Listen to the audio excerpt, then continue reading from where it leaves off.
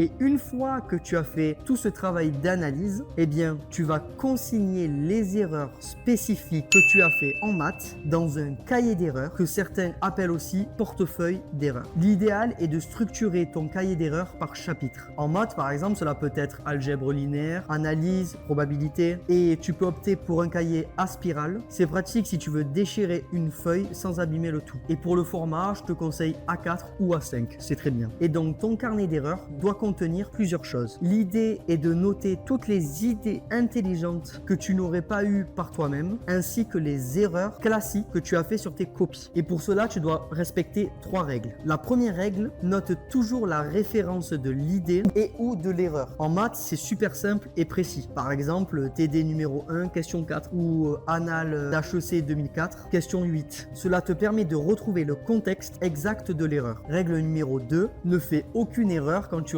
retranscris les informations dans ton carnet. C'est capital, sinon tu risques de mémoriser de fausses informations. Règle numéro 3, mets un exemple et commente-le avec tes propres mots pour que tout soit toujours super clair. Aussi, essaye de faire un peu gaffe au visuel. Écris en gros, utilise une règle. Pour les erreurs, la bonne pratique est de les écrire en rouge et la solution ou l'information correcte en vert. Et donc le plus souvent, ce que tu vas noter en maths, cela va être les erreurs que tu fais de manière récurrente, les erreurs que tu fais sur des notions sur lesquelles tu as des difficultés, les erreurs faites pendant l'école ou les concours blancs pour lesquels tu avais pourtant révisé. Et le point le plus important, note toujours l'information vraie.